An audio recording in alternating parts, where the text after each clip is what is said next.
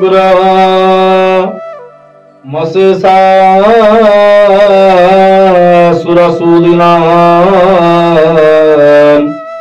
त्रिशूल पातुनोर्भीते भद्रकाली नमोस्तुते।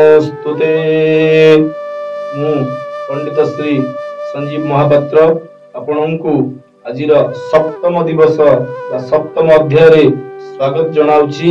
समस्त ओडिशार अगणित श्रोता बंधु मानंकु मातृपितृ मानंकु मोर भूमिष्ठ प्रणाम एवं गुरुजन पंडित मानंकु मध्य मोर भूमिष्ठ प्रणाम एवं अन्य मान भक्त मानंकु समस्तंकु मोर स्नेह श्रद्धा सहित समस्तंकु स्वागत करिबि। आज तो आज आम जानिबा सप्तम दिवस रे शुक्ल प्रतिपदा सप्तमी तिथि रे जो देवी की पूजा करिबा से देवींकर नाम कौन, से देवी केउठु उत्पन्न होइछंती, से देवी को पूजा करिबा द्वारा हमकु कौन फल मिलिथाए एवं से देवींकर रूप तथा पूजा विधि विशेष रे हम जानिबा। मां कालरात्रि विषय रे आज सप्तम दिवस देवी होउछंती मां कालरात्रि, काल मृत्यु रूपक रात्रि जे कि समस्तंकर जे आमे जेमती जन्म होइछे मृत्यु तो निश्चित रूप रे अछि। यह सदा सर्वदा सत्य। एक प्रथम सत्य हला जन्म, द्वितीय सत्य हला मृत्यु। आमे जन्म होइछे माने मृत्यु निश्चिंत हबा हमर। तो तेनु करी ए जो सप्तम दिवस कालरात्रि रहिछंती, कालरात्रि होउछन मृत्यु रूपक रात्रि को जे नाशन करंती से हेउछंती मां कालरात्रि। एक बेसी जपा कर्ण पुरानग्ना खरा स्थिता लंबोष्ठी कर्णिका कर्णी कप्लाभ्य शरीरिणी। जहार बाम पाद लसल्लोह, जहार लता कष्टेण भूषणा वर्धन मूर्ध ध्वजा कृष्णा कालरात्रि भयंकरी। मांकर हेउछंती गध वाहन एवं एक बेसी माने मांकर केश होउछि एक केश जाकी संपूर्ण जहा कोंती मुक्त केशी आपनकर मुकुला केश मांकर। मां संपूर्ण उग्र एवं मांकर शरीर अर्धनग्न शरीर एवं मांकर अधा वस्त्र व्याघ्र छाल एवं अधा शरीर कुंगुड़ा रही थाए एवं मांकर ओष्ठ एवं जिह्वा संपूर्ण लंबा होई थाए।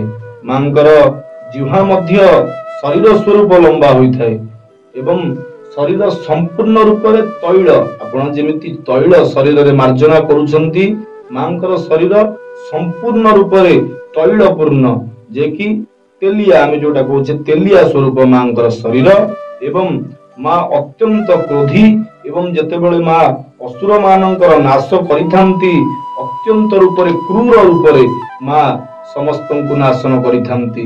सेतेबेले आपण जदी मांकर उग्र समय रे मां को प्रार्थना करिवे मां आपणकर कौनसी भक्ति ग्रहण करिवे नाही। तो तेनु करी मांकर समय हेउछि जेतेबेले मां को आपण भक्ति करिवे बा पूजा अर्चना करिवे प्रातः समय रे सदा सर्वदा मांकर पूजा अर्चना करिवे।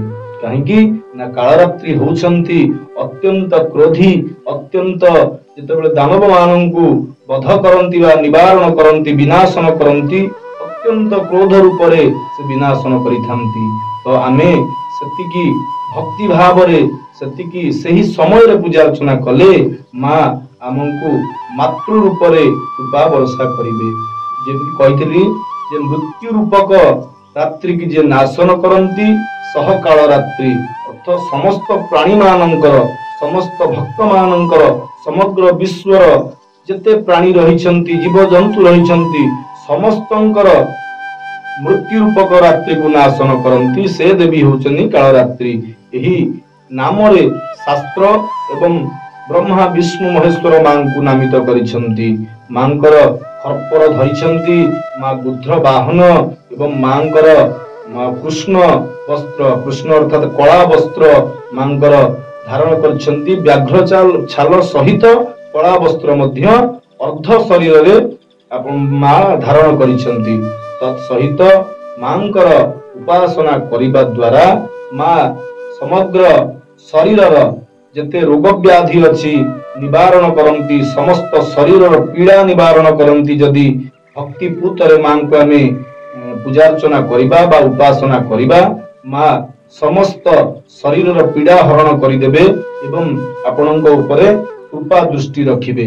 ଏ ମାଙ୍କର ପୂଜା ଏହି ଦିବସରେ ପୂର୍ବ ପରି ଆମେ ପ୍ରାତଃ ସମୟରେ, ଅତ୍ୟନ୍ତ ପ୍ରାତଃ ସମୟରେ ସ୍ନାନ ଶୌଚାଦି କାର୍ଯ୍ୟ ସାରି ମାଙ୍କ ନିମନ୍ତେ ଜଳ ଆଣିବା। ଯଦି ପାଖରେ କୌଣସି ପୋଖରୀ ଅଛି ସେଠୁ ମଧ୍ୟ ଜଳ ଆଣିପାରିବା, କୂପ ଅଛି ଆଣିପାରିବା ଏବଂ ନଦୀ ଅଛି ଯଦି ଆଣିପାରିବା। କାହିଁକି ନା କୂପରୁ ଜଳ ଆଣିବା ଦ୍ୱାରା ଆମକୁ 10 ଅଂଶ ଫଳ ପ୍ରାପ୍ତି ହୋଇଥାଏ ଏବଂ ଯଦି ଆମେ ପୁଷ୍କରଣୀରୁ ଆଣୁଛେ 7 ଅଂଶ ଆମକୁ ପୁଣ୍ୟ ମିଳିଥାଏ। ଯଦି ଆମେ ନଦୀରୁ ଆଣୁଛେ ତାହେଲେ 1000 ପୁଣ୍ୟ ଆମକୁ ମିଳିଥାଏ। ଅର୍ଥାତ 10 ହେଲେ 10 ଏବଂ 7 ହେଲେ 100 ଏବଂ 1000 ହେଲେ 1000 ଉପରେ ଆପଣଙ୍କୁ ଫଳ ମିଳିଥାଏ। ଆଉ ଯଦି ଆପଣଙ୍କ ପାଖରେ କୌଣସି ସମୁଦ୍ର ବି ରହିଛି ତ ଆପଣ ସମୁଦ୍ରରୁ ମଧ୍ୟ ଜଳ ଆଣିପାରିବେ। ସମୁଦ୍ରରୁ ଜଳ ଆଣିଲେ ଆପଣଙ୍କର ଜଳ ଶୁଦ୍ଧିର ମଧ୍ୟ ଆବଶ୍ୟକତା ନଥାଏ, ସେ ଜଳ ସେମିତି ମାଙ୍କର କାର୍ଯ୍ୟରେ ଲାଗିପାରିବ। ତଥାପି ଯେହେତୁ ଶାସ୍ତ୍ର ମାନେ ବର୍ଣ୍ଣନା କରିଛନ୍ତି ଆପଣ ଜଳ ଆଣିଲା ପରେ ଆସନ ଶୁଦ୍ଧି, ଜଳ ଶୁଦ୍ଧି ଇତ୍ୟାଦି କରନ୍ତୁ, ଭୂତ ଶୁଦ୍ଧି ଇତ୍ୟାଦି କରନ୍ତୁ ଏବଂ ତତ୍ପରେ ମାଙ୍କର ଯେଉଁ ଘଟ ସ୍ଥାପନା ଆପଣ ଗଣପତି ଘଟ ବା ବରୁଣ ଘଟ ସ୍ଥାପନା କରିଛନ୍ତି, ବରୁଣ ଘଟ ପୂଜା କରନ୍ତୁ। ବରୁଣ ଘଟ ପୂଜା କରି ପୁଣ୍ୟାବାଚନ ସଂକଳ୍ପ ମଧ୍ୟ କରନ୍ତୁ। ବିଭିନ୍ନ ପ୍ରକାରର ଯେଉଁ ପୂଜା ରହିଛି ଆପଣ ମାନେ କରନ୍ତୁ। ତତ୍ ସହିତ ଦୀପ ଅଗ୍ନି ଯିଏକି କୃଷ୍ଣ ପଥାଗ୍ନି ତାଙ୍କୁ ପୂଜାର୍ଚ୍ଚନା କରନ୍ତୁ, ଯିଏକି କର୍ମ ସାକ୍ଷୀ ରହିଛନ୍ତି ଆପଣଙ୍କର ନବଦିବସାତ୍ମକ ପୂଜାର। ତତ୍ପରେ ମାଙ୍କର ଯେଉଁ ରହିଛି କଳସ ଆପଣ ସ୍ଥାପନା କରିଛନ୍ତି, ପୂର୍ବରୁ ତ ମୁଁ କହିଥିଲି ଯେ ଗୋଟିଏ ଘଟ ସ୍ଥାପନା କରିବେ। ଯଦି ଆପଣ ସେତିକି ସକ୍ଷମ ଅଛନ୍ତି ବା ଆପଣଙ୍କ ପାଖରେ ଆପଣଙ୍କର ଯେଉଁ ସ୍ଥାନରେ ଆପଣ ଯେଉଁ ଗୃହରେ ରହୁଛନ୍ତି ଗୃହର ବାସସ୍ଥାନ ଯଦି ବିସ୍ତୃତ ଅଛି ତାହେଲେ ନବକଳସ ମଧ୍ୟ ସ୍ଥାପନା କରିପାରିବେ। ଗୋଟିଏ ଦିନରେ ଗୋଟିଏ ଗୋଟିଏ କଳସ ମଧ୍ୟ ସ୍ଥାପନା କରନ୍ତୁ, ନହେଲେ ଏକାଥରେ ପ୍ରଥମରୁ ନବକଳସ। ଯଦି ଆପଣ ସେତିକି ସକ୍ଷମ ନାହାନ୍ତି ତ ଗୋଟିଏ କଳସରେ ମଧ୍ୟ ଆପଣ ପୂଜା କରନ୍ତୁ। ତ ଆପଣ ଯେତେବେଳେ କୃଷ୍ଣ ପଥାଗ୍ନି ଅଗ୍ନି ଗୁରୁଦେବଙ୍କୁ ପୂଜା କରିସାରି ମାଙ୍କର ଯୋଉ ଘଟ ରହିଛି ଘଟରେ ମାଙ୍କର ଓಂ ଐଂ ହ୍ରୀଂ କ୍ଳିଂ ଚାମୁଣ୍ଡାଇ ବିଚ୍ଛେ ଏହି ମନ୍ତ୍ରରେ କାଳରାତ୍ରିଙ୍କୁ ଆବାହନ କରନ୍ତୁ ବା ଐଂ ହ୍ରୀଂ କାଳରାତ୍ରୈ ନମଃ ଏହି ମନ୍ତ୍ରରେ ମାଙ୍କୁ ଆବାହନ କରନ୍ତୁ। ଆବାହନ କରି ମାଙ୍କର ଯଥା ଶକ୍ତି ଉପଚାରରେ ପୂଜା କରନ୍ତୁ। ଷୋଡଶ ଉପଚାର, ପଞ୍ଚ ଉପଚାର ଯାହା ଆପଣଙ୍କର ସକ୍ଷମ ଆପଣ ଯାହା କରିପାରୁଛନ୍ତି। କାହିଁକି ନା କର୍ମମୟ ଜୀବନ, ସମସ୍ତେ କର୍ମ ସହିତ ଭଗବାନଙ୍କୁ ଆମେ ଡାକିବା। ତ ସେହିପରି ଆପଣଙ୍କ ସମୟ ଯାହା ଆପଣଙ୍କ ପାଖରେ ରହିଛି ସେହି ସମୟରେ ମାଙ୍କୁ ଷୋଡଶ ଉପଚାରରେ କରନ୍ତୁ ବା ପଞ୍ଚ ଉପଚାରରେ କରନ୍ତୁ, କିନ୍ତୁ ମନରେ ଭକ୍ତି ରହିଥିବା ଦରକାର। ସଦା ସର୍ବଦା ଭକ୍ତି ଯେଉଁ ଦେବୀଙ୍କୁ ଆପଣ ସ୍ଥାପନା କରିଛନ୍ତି ସେ ଦେବୀଙ୍କୁ ଏ ଯୋଉ ମନର ପୀଠ ରହିଛି ଆପଣଙ୍କର ଯୋଉ ଶରୀରରେ ପଞ୍ଚ ଆତ୍ମା ରହିଛି ପଞ୍ଚ ଚକ୍ର ରହିଛି, ସେ ଭିତରେ ହୃଦୟ ଚକ୍ର ଯାହାକି ଅନାହତ ଚକ୍ର, ସେଠି ମାଙ୍କୁ ପ୍ରଥମତଃ ସ୍ଥାପନା କରି ତାପରେ ଘଟ ମଧ୍ୟରେ ସ୍ଥାପନା କରି ପୂଜା କରିବା। ସଦା ସର୍ବଦା ଭକ୍ତି ଚିତ୍ତରେ ଏକ ଲୟରେ ଆପଣ ମାନେ ଦେବାଦେବୀଙ୍କୁ ପୂଜା କରନ୍ତୁ। ସମସ୍ତଙ୍କୁ ଏତିକି ଅନୁରୋଧ ଯେ ସମସ୍ତେ ଯେତେବେଳେ ପ୍ରଭୁ ମାନଙ୍କୁ ଦେବତା ହୁଅନ୍ତୁ କି ଦେବୀ ହୁଅନ୍ତୁ ପୂଜା କରୁଛନ୍ତି ଭକ୍ତିପୂତ ଭାବରେ ପୂଜା କରନ୍ତୁ, ଏକାଗ୍ରତାରେ ରୁହନ୍ତୁ, ଏକାଚିତ୍ତରେ ପୂଜା କରନ୍ତୁ। ତ ମା କାଳରାତ୍ରି ଯେହେତୁ ଅତି ଉଗ୍ର ରୂପା ରହିଛନ୍ତି, ମା ଯେତେବେଳେ ପ୍ରାତଃ ସମୟରେ ମାଙ୍କୁ ଆପଣ ପୂଜା କରନ୍ତି ମା ସମ୍ପୂର୍ଣ୍ଣ ରୂପରେ ଶାନ୍ତ ଅବତାରରେ ରହିଥାନ୍ତି।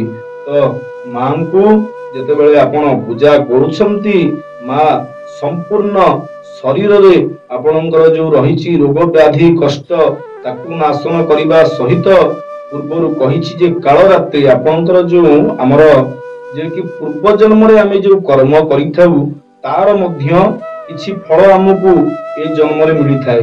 ତ ସେ ଯୋଉ କର୍ମ ଯଦି ଆମେ କିଛି କୁକର୍ମ ଅତ୍ୟନ୍ତ କୁକର୍ମ କରିଛେ ଆମର जोटा कहती अकाल मृत्यु होता है। तो से अकाल मृत्यु को नाशन करने निमंते कालरात्रि को पूजा करने द्वारा से अकाल मृत्यु मध्य नाशन हो जाता है। तो आपण माने सदा सर्वदा मां को भक्ति चित्तर एक लय एक चित्तर पूजा करंतु। षोडशोपचार हो पंचोपचार हो पूजा करी मां को आरती तांबूल पुष्पांजलि अर्पण करंतु, क्षमा प्रार्थना करंतु, मां को चरण रे निज को समर्पण कर दियंतु। हे मां जगत जननी करुणामयी कालरात्रि समस्तंकर मंगल करंतु। समस्तंकु जो जी जहा कर्म करुछंती बा जी जहा त्रुटि करुछंती आपण माने तांको त्रुटि मार्जना कर दियंतु।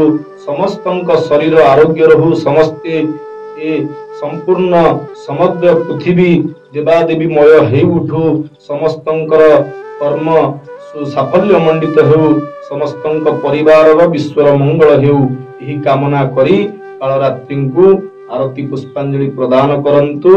आज सप्तम दिवस रे मांकर यही पूजा अर्चना करी समस्तंकर मंगल कामना करी मां को ओम कालरात्रि नमः, ओम ऐं ह्रीं कालरात्रि नमः यही मंत्र रे डाकी पूजा अर्चना करंतु। जय मां कालरात्रि।